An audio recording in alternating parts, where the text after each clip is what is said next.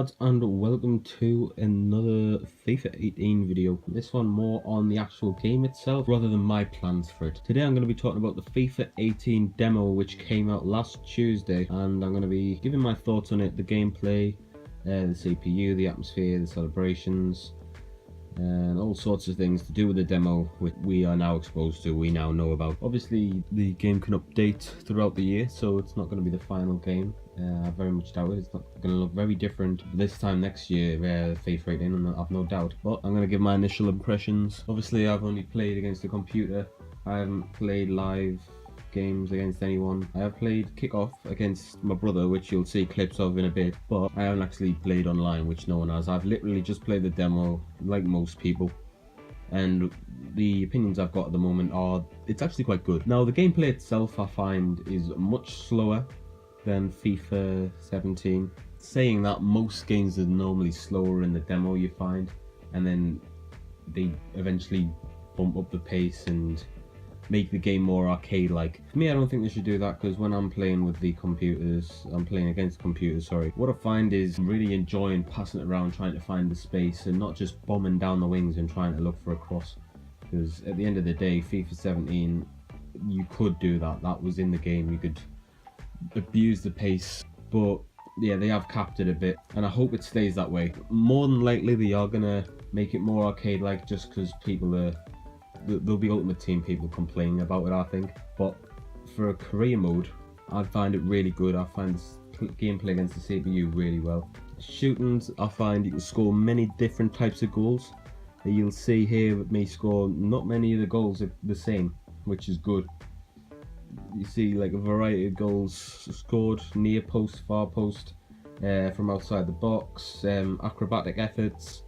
There's loads of different types of goals scored depending on the player you've got. Granted, I am normally playing with a higher ranked team, so they're more likely to pull off the better types of goals.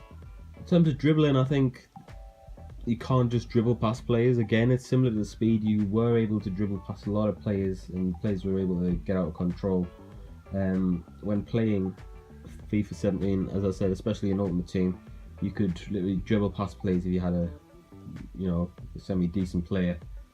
This time it's harder. I think passing is the main point, so you can get as far forward as you want, and if you were trying to beat a man, you'll probably need to use a bit of skill. I would have thought that's the way I normally get past people. Now I'm learning a few skill moves, not any 5-star skills and that, just the basic skill moves that I can probably use to my advantage to get past the player. I'm not going to try anything fancy, because you're just going to lose the ball if that's the case. In terms of defending, I think it's more manual. I think you've got to make sure you've got all the players in position. If you lose the player with one of your defenders in a high area, you are struggling to get them back. It's actually better, I think, the defending in this game. It's more realistic in a way, because I don't for once find myself having my defence in all sorts of problems like every single time I go forward. There's actually some players sticking back and there's some structure to it, but when it comes to actual defending, I've got to put the tackles in myself. In terms of goalkeeping, I think goalkeepers aren't great, to be honest. At the beginning, like, I haven't seen many spectacular saves being pulled off. I've no doubt we'll find an overpowered keeper. People will be going on about it, like say last year's Butland. But in terms of the demo itself, I find it to be I don't find the goalkeepers to be outstanding. Which, as long as it works both ways, I'm fine with that. Now the CPU itself, did want to express their changes to the CPU in the game. They wanted to show how different teams would play different ways, and I did find that quite a lot actually. I found Atletico Madrid would play quite direct, quite through the middle. I find Man City would pass it around a lot quicker, try 1-2s quite a lot of the time, trying to unravel your defence. And Real Madrid playing with the pace and power they usually do. It's obviously going to be recognising career mode, which is what I play most of the time, and it's what I record on the channel most of the time, so I'm happy with it. Ultimate Team players probably wouldn't care that much about it, but for me, playing career mode most of the time, I'm going to probably enjoy playing against different teams, working out what the best way is to counteract that team. In terms of atmospheres, I really like the crowd. Look a lot better than it did in previous titles of FIFA. I love how you can interact with the crowd during celebrations. You can see some of the celebrations I've had. I've literally just ran over to the crowd, either high-fived them or just got involved with them. What I'd like to see a bit more of in the crowd is, I think I mentioned this in the live game actually, I'd like to see the crowd a bit angrier when you're celebrating in front of them. I'd like to see them getting their feet and like point at you and try and, obviously not to the extent where they're throwing stuff at you, but like just, you know, get angry. And you can like, because that's just fun for me, just going off and like annoying the hell out of the fans. That's just hilarious to me. It's part and parcel of football, that. I've been a victim of it quite a lot of times as the Sunderland fan. But moving on from that, celebrations. I find the celebrations out at the FIFA of being, you know, fresh. I do like the celebrations. The mannequin challenge is a bit old, I'm not gonna lie. You know, that was relevant like this time last year. It was a bit later. But you know, it's a decent addition to the game, and I think that's everything I want to cover. If there's anything you want to ask us about the demo, what my opinions are that I might have missed out, let me know your thoughts. Let me know what you want me to discuss with you in the comments, because I'm answering every comment right now. The channel's not as alive as it was January, February time, because that's when I was uploading all the time. Now I'm just uploading now and again. So if there's anything you want my opinion on, just comment it and I will answer that comment. That's it from me. That's my review. Onto the live game. Apologies if the in-game commentary and the atmosphere might sometimes drown out my commentating, just because I didn't get the settings right for the live game. So apologies about that. But here it is. Live com game, the Madrid derby.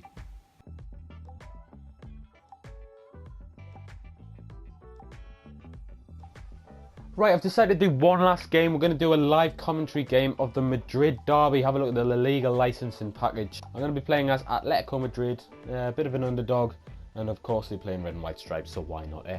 Right, we're playing a rather narrow formation as Atletico Madrid against our Madrid neighbours. We've got a front two of Griezmann and Gamero, with Carrasco just behind, a midfield three of Koke, Gabi and Saul, a back four of Felipe Luis, Godin, Savic and Juan Fran. We've got Oblak in between the sticks. It's going to be interesting to see how this goes. I'd like to try and get a win from this. I'd like to see a few goals. It's going to be tough in 4-minute halves, of course, but hoping I can provide some entertainment.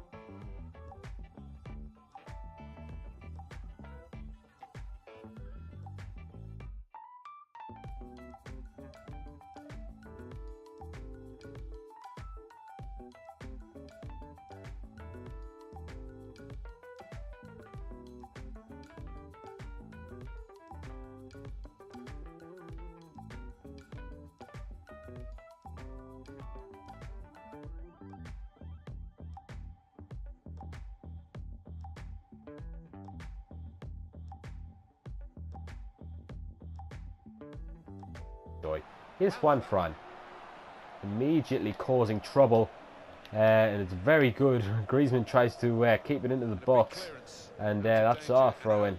Zinedine Zidane looking on once again. I don't think they've got Simeone in the game, otherwise they would have showed him by now. Oh my word, what a start! I thought that went all the way in to begin with, but it looks like it has gone in off Gamero. That's some celebration. If that was real life, though, he'd be pushed off. I think he did just get a touch on that there for the striker. Yeah, you can see there he did get a touch on it. I thought it had just gone all the way in, but no. Kevin Gamero has scored quite a crucial goal. We can now try and dictate the play here. It's always going to be tough when they've got their midfield, but you know, you couldn't have asked for a much better start. Not really beating the first man. Luka Modric, one touch football. Gareth Bale looks to beat his man. He looks to shoot near post, and all he shoots at is the Real Madrid fans who duck out the way. You can see there, he's barging his way through, and he's not really thought about the options he had. He's just ended up firing that, wasting the chance. It's interesting to note. He's trying to get involved in the play a bit more, because all attacks are coming down Bale's side, and this time it's Modric who forces the first save, I think, from Jan Oblak. It's a very good shot and it's a very good save to match it. Cristiano Ronaldo gets out the way. We've if he hadn't, it'd either hit him in the back or it would take the keeper off guard because he wouldn't be able to see that ball. On Madrid's side, we're going to just let this one filter out, and it looks like it's going to be 1-0 at the break. If we can get an attack on, though, we could possibly be in here. It's Kevin Gamiro. He's going to shoot from outside the box, and he's going to put it in the back of the net. It's 2-0 just before half time. And in added time, in the first half, once again celebrating in front of the Real Madrid fans, it's Kevin Gamiro with a brace. Once again, you see the Atletico Madrid fans on their feet. You can see here from all angles, the strike really was something. Plummeted into that bottom corner. Keylor Navas really had no chance, and he goes off celebrating. Zidane and the whole of the Madrid side with a lot to think about at the half-time. It's really been smash and grab from us. We've got the early goal, and then we just absorbed the pressure from Real Madrid. We've gone up the other end just before half-time and banged another one in. It was meant to go to Gavi. He's got it now. He's giving it back to Koke. Saul. Koke. He's really picking out the passes here, Koke. Going to shoot again. Ooh, it was heading for that top corner. I just thought, why not? He's received the ball so many times without being closed down. It's Isco. Oh, here comes Bale. It's a lovely tackle there from Felipe Luis. Gareth Bale's been in the back pockets of many of our defenders. They should have really tried to put it down Cristiano Ronaldo's side. We've got a substitution of our own. Koke coming off. Very much a dictator in that midfield. I just wanted to show you one of the quick subs in action. Thomas coming on. Let's hope he can be a tank engine in that midfield. Now Thomas, lovely pass over to Felipe Luis. Lovely pass.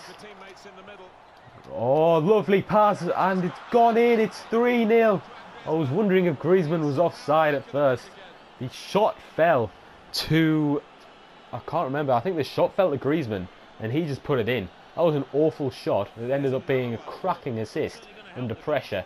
You can see there, Saul give it to Griezmann, and I think it was Isco keeping Griezmann on side. You can see there him running to try and tackle, and Griezmann just cool, calm, collective in the area. Devastation for Zinedine Zidane and Real Madrid. Jubilation for Atletico Madrid. So we intercept, we can. It's Kevin Gamiro looking for his hat-trick. Gets past one, tries to get past another. He shoots for the far corner. Party shoots. And that was pretty poor. Party pooper, if I should say so. Thomas. I mean, it could have been better. Let's just put it that way. Final few seconds, and there it is. Atletico Madrid win the Madrid derby away from home to send the fans home jubilant. Been a pleasure to record this first game. I'm glad I've managed to win it. Obviously I put expectation on my shoulders. This was legendary difficulty. Granted, I'm one of the better teams in the game, Atletico Madrid, but we're playing European champions, and I thought we did very well. Thank you all for watching. I hope you've enjoyed my review and my commentary in this game, and I'll see you later, lads.